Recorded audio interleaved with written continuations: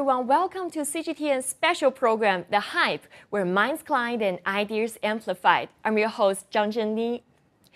Long before globalization reshaped our world, the Silk Road served as the original lifeline of civilizations. Over the past 2,000 years, this sprawling network of trade forging a new enduring connection between East and West.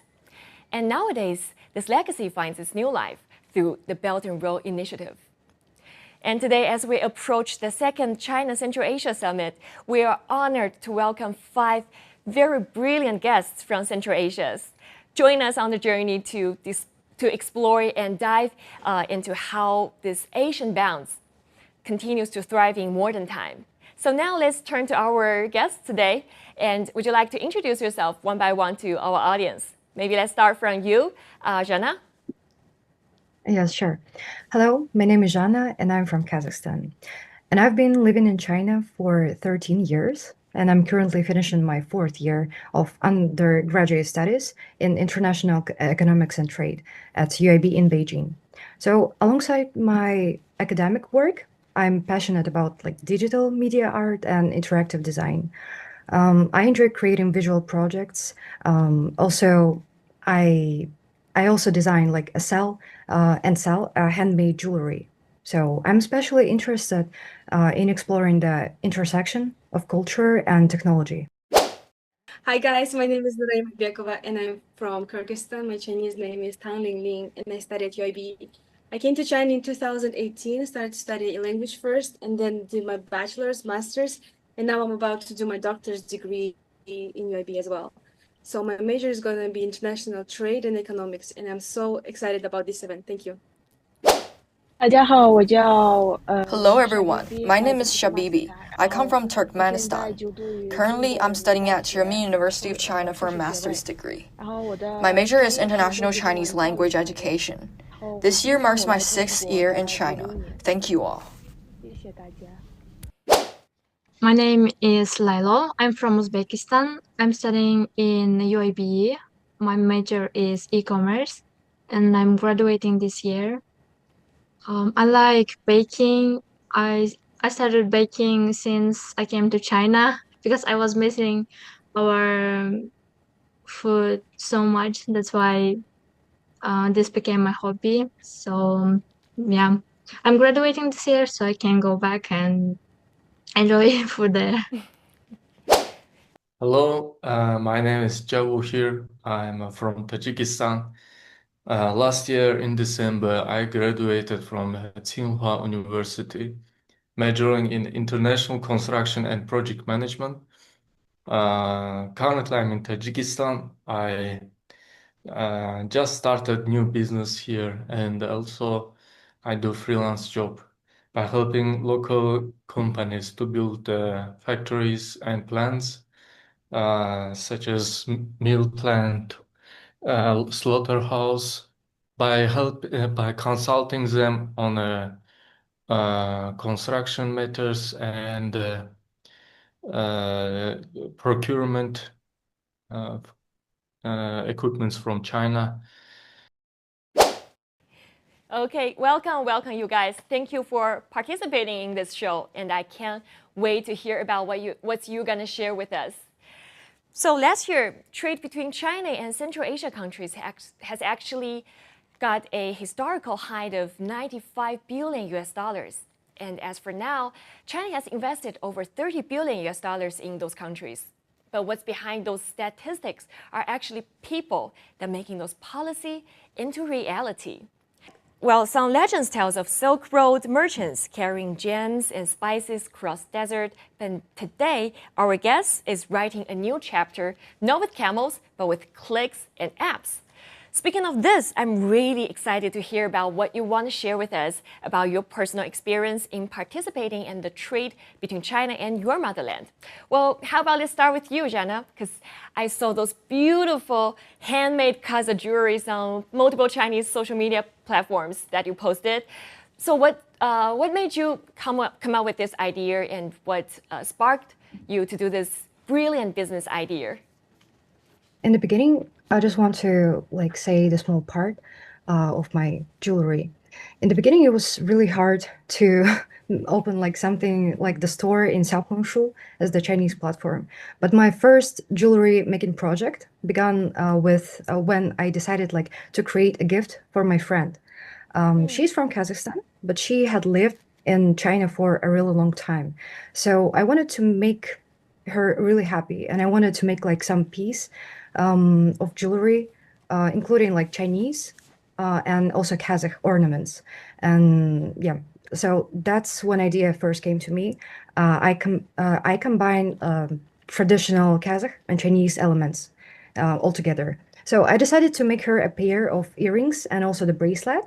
And I used traditional Kazakh ornaments, the design, and from the Chinese side, I included gold tones and also the natural pearls. Yeah. So I also ordered like some custom beads with her Chinese name.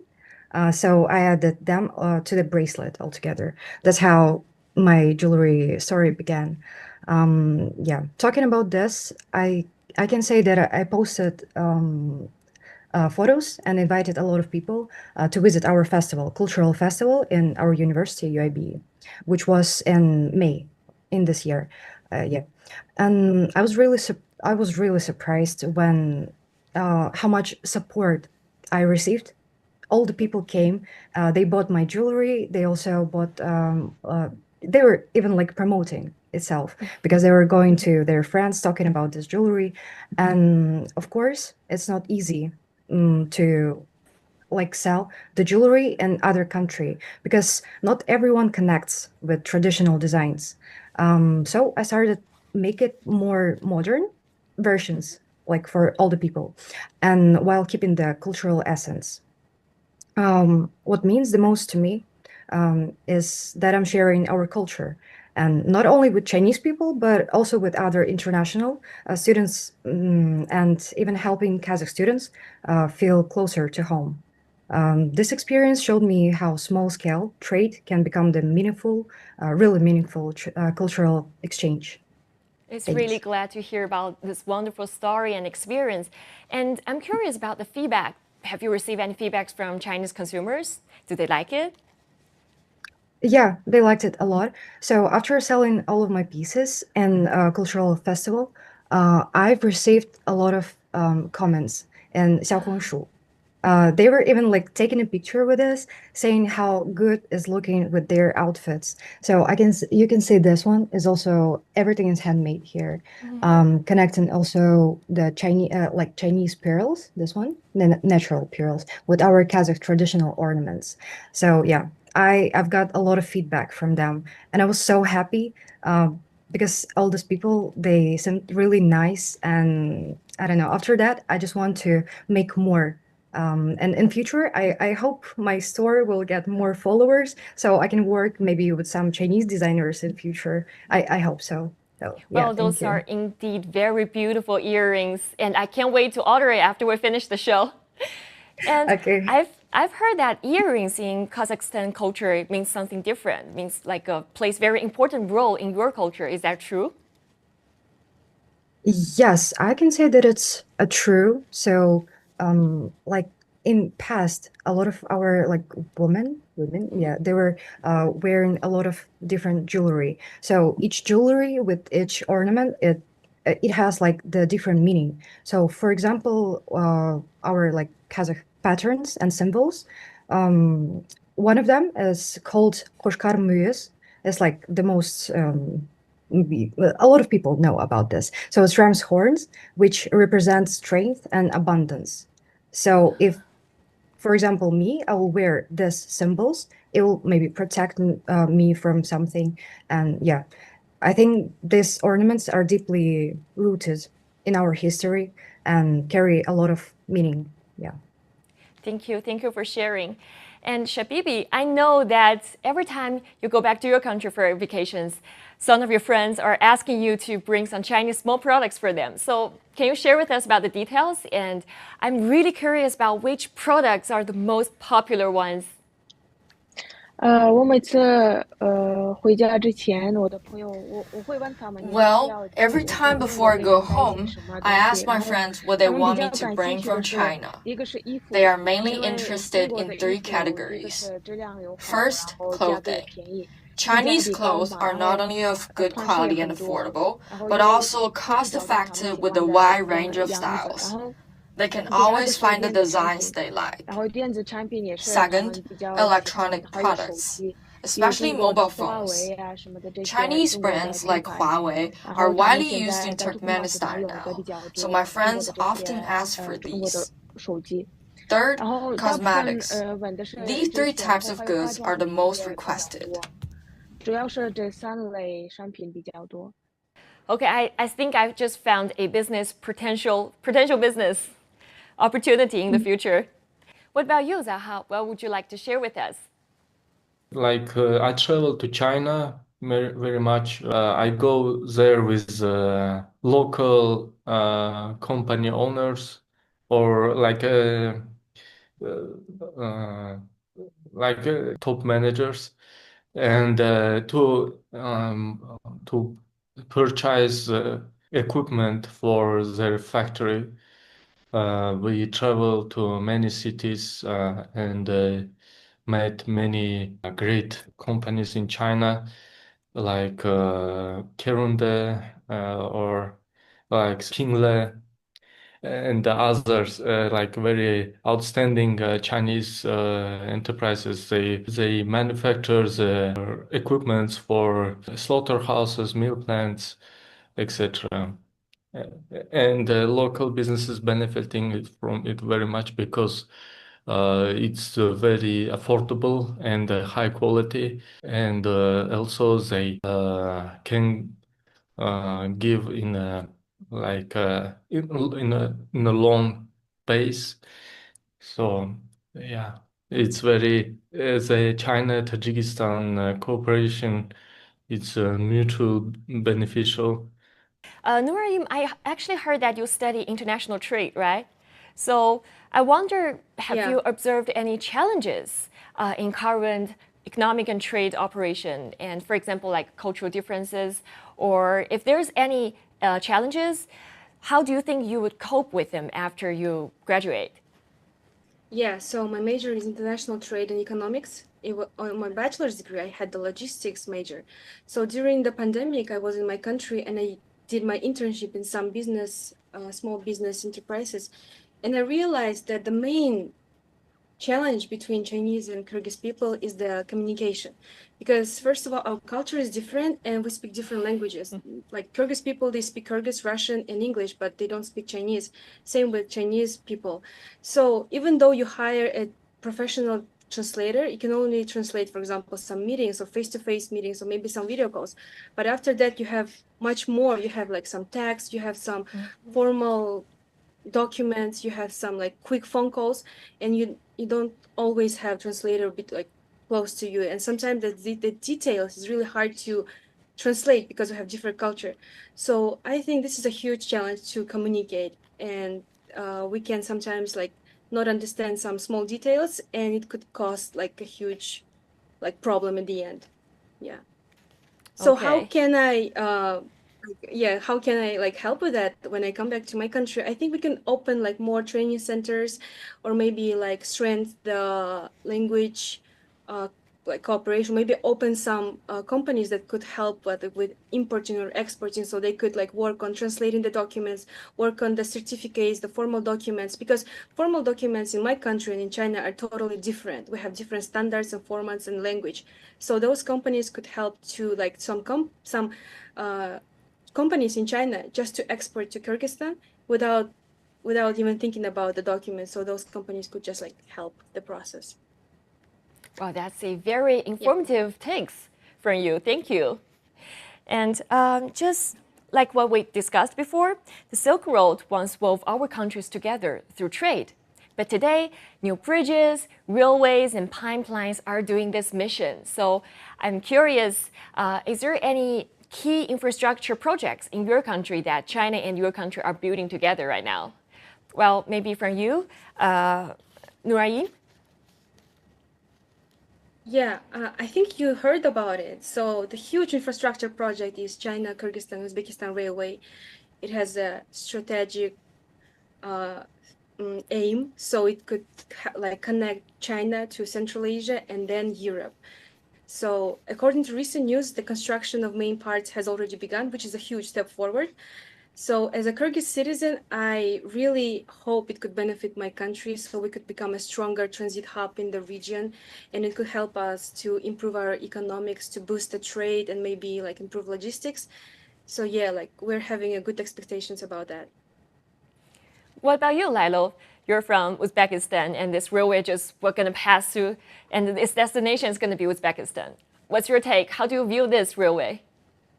Yes, when I first knew about this information, I was very happy because we don't have borders with China, so it's a little bit difficult um to cargo this transition.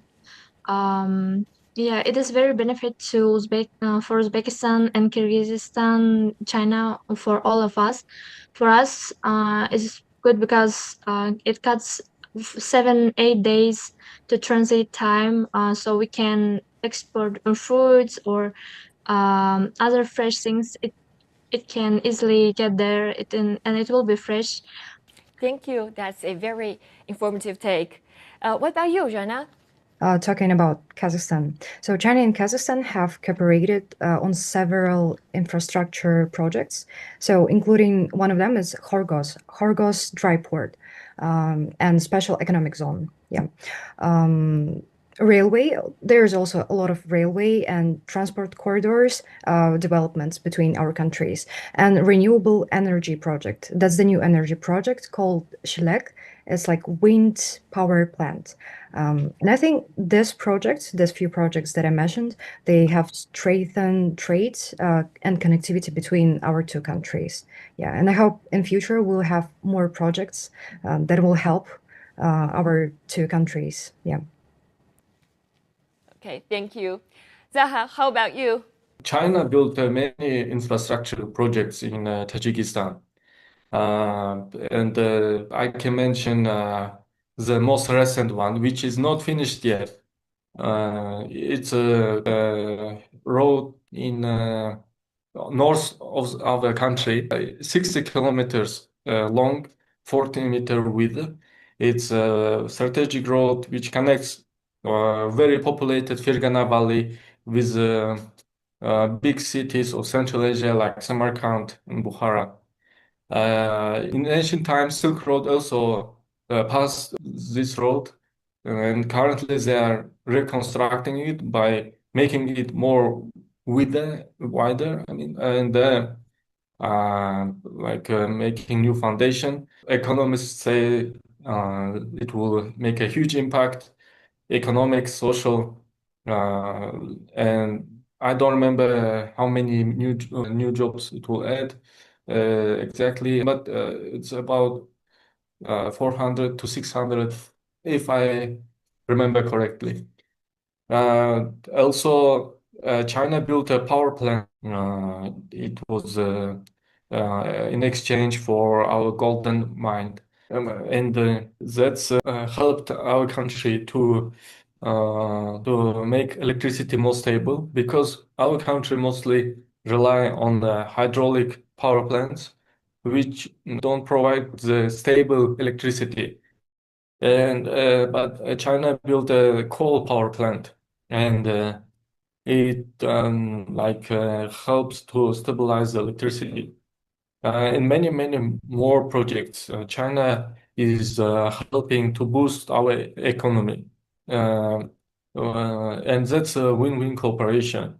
By making Central Asian countries' infrastructure better, and helping to grow economy. So, beyond steel tracks, China's technology is actually waving a new bounce. So I'm really curious, if you got to choose one China's breakthrough technologies, for example, 5G, eVTOLs, or smart agriculture, etc., back to your country, what would you choose? And what kind of changes do you think that it will create to your country? Maybe let's start from you, Jana. Yeah, I would like to answer this question actually. So about this question, I think one of the most impressive technologies in China is the high-speed railway system, of course. It's fast, it's really comfortable. Every time when I'm traveling somewhere in China, I'm always using this. For me, in my opinion, it's more easier and comfortable way like to travel somewhere. So meanwhile, in Kazakhstan, I think high-speed railways system is not that good enough. So yeah, right now we mostly use slower trains and planes. Like so, bringing high-speed rail to Kazakhstan could really improve domestic travel, yeah, and it's really important for our country. So and for the regional connection.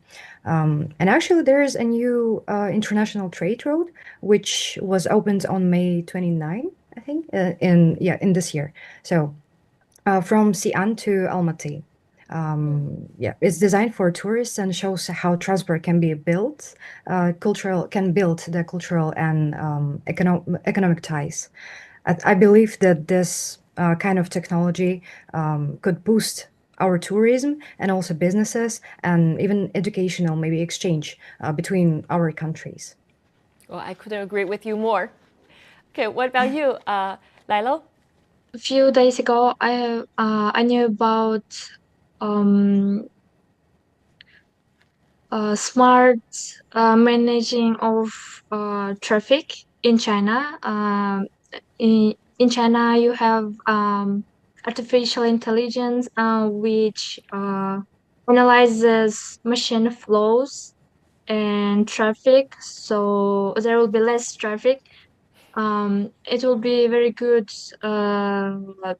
technology to enter to Uzbekistan, I think, because in Tashkent you can see traffic for hours, and our Tashkent has become very popular nowadays, so a lot of people come go there to live. As in China, everyone wants to live in capital, so it would be a good technology to improve our traffic. Yeah, because we don't have. I didn't hear anything about like this in my country. Okay. How about you, Nuraim? So one technology that I would like to bring from China to my country is the smart irrigation agricultural system. So in China, many farms already use automated sensor system to water the crops, for example, using the sensors, drones, or maybe AI. So it saves the water, makes agriculture much more effective and actually like good for agriculture. Back home, like still things are still very traditional. We use like manual labor force or maybe rely on rivers to water our crops. In dry seasons, it's not really effective and it's really time consuming. So I think introducing Chinese smart irrigation system would make a huge difference. And it's not about convenience. I think it could help support food security and make agriculture more modern. 我刚才听了一些我刚才这些朋友 After 们的意 listening 见， to my 我觉得 friends' 想法， opinions just now, I find 大 that 部分 my 也是 thoughts 跟 are 咱们 mostly 的 the 一样 same 的 as 想法。然后 theirs. 我除此之 Besides, 外，我还 I 有 think 比如 China's 我觉 high-speed 得中国 rail 的 is 高铁 excellent. 比较 If I 好， could 就 take 是 it back, 如果能带 I 过 would 去的话， definitely 我 choose 肯定会 that 选 because 中国的 our 高铁，因 country 为 doesn't 我们 have 国家目前 high-speed 为止 rail 没有高 yet, 铁，只有 only 普通的 ordinary 火车， trains, 然后 which 时 take a 间比较 long 长， time. 然后也费时间嘛。 Also, 然 I 后 think 其 the 他的话， apps 我 for 觉得 online 在中国的， ordering, 比如你 ticket 在网上 booking, 订菜呀、 food 买菜什么 delivery are 的， very 或者 convenient 随 in 便 China. 订外卖呀 If 什么的，这些都 possible, 很方 I'd 便的。 take 所以 apps 我 like 如果可以的 Taobao 话， and 我会 Meituan 带 back. 过去中 They're 国的这 really 些 handy. 软件 APP， 比如淘宝呀， Another 还有 thing 农家 is 呀，这 shared 些挺 bicycles in 方便的。 China, like Hello 然 Bike and 后 others. 还有一 I 点 think they're 是 very 在中国的这 convenient 些共 too. 享单车， Our 比如 Hello country 共享 doesn't 单 have 车呀，还 shared 有其他的， bicycles yet. 我觉得这些也 When 挺 I 方便 first 的。因 came 为 to 我们 China, 国家 I 目 was 前为止也 amazed by 没有这 how 个共 easy 享单 they 车。 were 然 to 后 use. 我刚来中国的 It's 时候，就感 incredible 觉 that you 很 can 好， just 就是 scan a 很奇怪， bike and 这 ride 么多共享 away. 单车，就 It's 是 so 你随便扫一下， convenient. 然后可以骑走， These are the things I 就 like 很 to 方 bring 便。 back. 然后就这 I 这 think 几个 you've 方面的话，我可以带过去的。对。So now, so far we've talked about trade, infrastructure, and technology. Now let's talk about something fun and light, which is people and its culture. Well, at the beginning of this month, actually, the visa-free agreement between Uzbekistan and China just came into effect. So citizens now from both countries can stay a visa-free for up to 30 days per entry. So I wonder, do you have any recommendations and about this agreement? Do you think it will change how do you think it will change your and your friends' life? Yes, from last year when I was in a Canton Fair, I heard before it was only we had flights only to from Uzbekistan to Beijing and Shanghai, Xi'an. Now we have to Guangzhou, and it's getting more and more. From this year, from 1st June, we got visa free. It was great news. We were waiting for it, I think, already 1 year. I was very curious. Will this happen or not? Because I thought till the end we thought it's not gonna happen. So finally, we got it. I think it will help two countries to know each other more. I think more people can come to China. Speaking of tourism, well, since I have you guys all here, I wonder, can you recommend us and our audience some tourist spots in your country? I would definitely say that you need to visit Almaty and our capital, Astana. Yeah. And if you have more money, you can travel through other regions in our country that I forgot to mention. So the Almaty, of course, big Almaty Lake. There is like a really big Almaty Lake, Shimbulak Sky Resort. You better visit it in the Dongtian. Yeah. During the Yeah. winter. Yeah, in the winter. And also other places. I'm not sure if it's in English called like this, but it's Charin Canyon. Maybe you should visit this. What about you, Noraim? Do you have any recommendations? Yeah, so 90% of our country is mountains. So we have lots of mountains. So the scenery is really beautiful. And also we have a lot of lakes on the mountains, on top of the mountains. And it's really beautiful for you to hike first and then see the beautiful lake. And also we have like a very famous lake called Isikul. So I really recommend you to go there and swim and have some fun. It's really... So Lilo, do you have any recommendations when we visit Uzbekistan, for example, any places or food or music, anything we should try it out? Yes, when you come to Uzbekistan, there are three big historical cities which I think you must visit if you come to Uzbekistan. It's Bukhara, Samarkand, and Khiva. They have thousand years history. And they're different people. Their language, which they speak kind of language, but they and dialects you can hear is different. Food, three cities: shashlik, pilav, and somsa. Must try. And yes, in any restaurant you can listen to Uzbek music. So this is my recommendations. Also, please prepare your Xianjing because it's difficult to use electronic money, so it will be more easier to use cash. Well, I think that's a very, very good tip, especially for people staying in China for quite a long time. They just forget to bring out cash when they go to different countries. What about you, Yes, Qingqing? yes, exactly. I think in the past 2 or 3 years, many Chinese tourists have visited our country. They can join tour groups to travel there. The attractions they know more about include the door to hell. There is natural gas inside, and it has been burning for 50 years without being extinguished. This site is very famous. Near our city, there's a place with dinosaur footprint, which is also a well-known tourist attraction. Our country borders the Caspian Sea, which attracts many visitors in summer and is a popular tourist destination. In terms of food, it's similar to the cuisine in Xinjiang, such as pilaf and naan, which are quite common. I already know what I will going to visit during my next annual vacation. So I know some of you have studied in China before, and some of you are studying China right now. So can you share with us, is there any experience that you've done before to promote the cultural exchanges between China and your country? Yeah. So yeah, I'm the fourth year right now, studying in my university. So I have a really big experience in this topic. And I would say besides creating the handmade jewelry that I'm making, I also have been actively involved in some cultural exchange between Kazakhstan and China, of course. And one of the most meaningful experience that I've had before for me was taking part in the video called "Just Like You." In Chinese as "和你一样."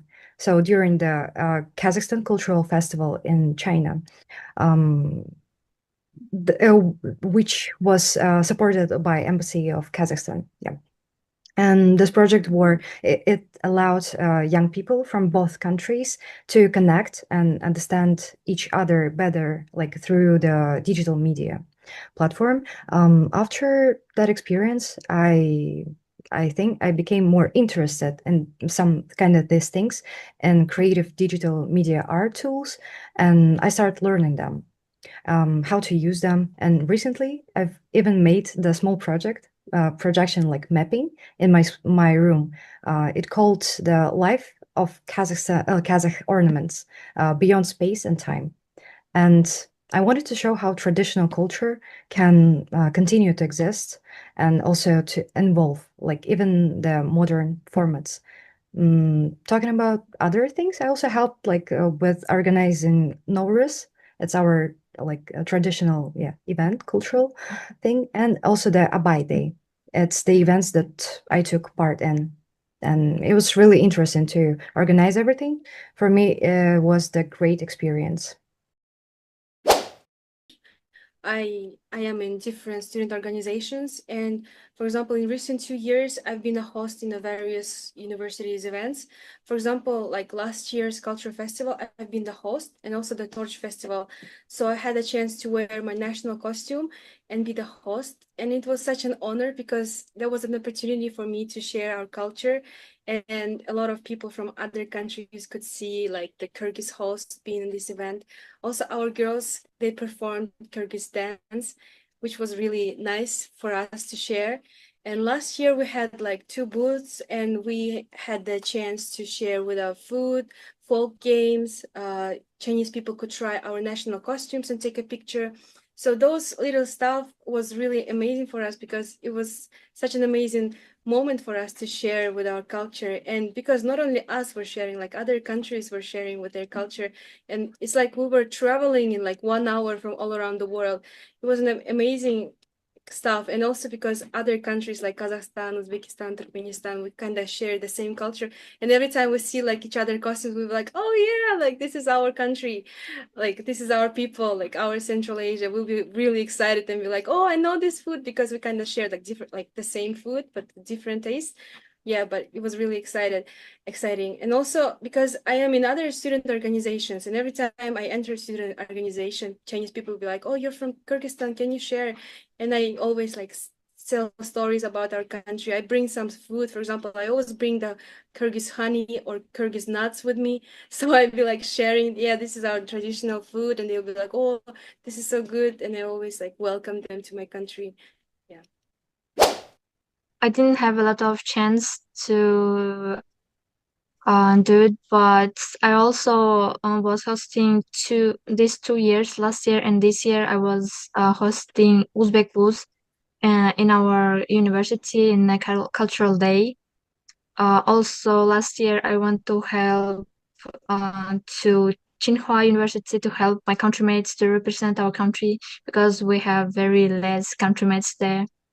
Most usually, whenever I go to Uzbekistan, I try to bring as much as little snacks, souvenirs to share, people to tell them to introduce my country, and by this they can also taste our snacks and taste our culture. Also, as I said, I like baking and cooking. Sometimes I cook and share with my friends. Yeah. Apart from our school, I have also participated in the cultural festivals of Beijing Language and Culture University and Tsinghua University. There were booths for Turkmenistan at these events, where we displayed traditional food and clothing culture. When I was at Tsinghua University, international students from my country gave Chinese people some of our traditional food. We also organized a small game. We asked Tsinghua students and visiting tourists questions like, what is the capital of Turkmenistan? Or, what are the tourist attractions in Turkmenistan? Those who answered correctly received small gifts from us, such as snacks. This video went viral on Instagram and TikTok. Many people who saw the video said, this is a great game. It was a form of cultural exchange where Turkmenistan students introduced our cultural elements and country to Chinese people. And in turn, Chinese people learned more about Turkmenistan. Okay, thank you all for sharing such amazing stories of your experience. The second China Central Asia Summit is about to be held in Kazakhstan's capital city, Astana. So I wonder, do you have any expectations or hopes that you hope to most realize during this summit? Maybe let's start with Jana. Yeah, I think the summit will be really helpful, and I hope the countries can work better, like together on a trade, building maybe some roads and railways, and also like on cultural and maybe knowledge exchange. Setting up the permanent office in China and focusing on green energy is great because it's really important. It will be really important in the future. And it's also really good that projects like Horgos, dry port, and platforms like Alibaba, what else, will be developed. Like this will make trading faster and maybe easier. Yeah, in our countries. And overall, I think the summit will help us get closer and work together for like shared maybe success. Yeah. So I hope the second summit will help Kyrgyz people to get visa-free entrance as well as Kazakhstan and Uzbekistan. I also hope that, as I said before, we have a lot of international like Central Asia students studying at China. So I hope we're gonna have more job opportunities to work here or in our countries or maybe in some projects, so we could like use our knowledge to work. Kyrgyzstan will get visa free. I know it's really a very long and difficult process. Also, I hope in this summit, I know a lot of we in our country in Uzbekistan we have a lot of youths. We have young people, but very less job opportunities. So I hope this summit will help us to create more manufacture manufacturing company and to come to our country to build so that we will have more job opportunities in my country. I just listened to the ideas of these friends and I felt the same way. Currently, there's no visa-free policy between Turkmenistan and China. If such a policy could be implemented after the pandemic, I would be extremely happy. My family and friends have always wanted to travel to China, and the visa-free policy would make it much more convenient. I also hope that more Chinese companies will invest in our country and start businesses. This would create more job opportunities for people in Turkmenistan, which is of great significance for our local employment and economic development. Because we have very many common things, like railroad width is the same in all Central Asian countries. The legislation as well is very similar. Culture is similar, and the language can say it's one market or divided provinces of one country, but with a common language and very similar language and culture and common history. So I think there will be many new deals, contracts in this summit. I hope Central Asian countries will be more open for cooperation and try to make our countries better. The vision of shared prosperity that once animated the Silk Road now inspire a new era of cooperation. Indeed, the China Central Asia Summit embodies that spirit through development, dialogue, and dreams made real. I think that's all for our show today. I hope you enjoyed them as much as I did. Well, thanks for watching. See you next time. Bye-bye.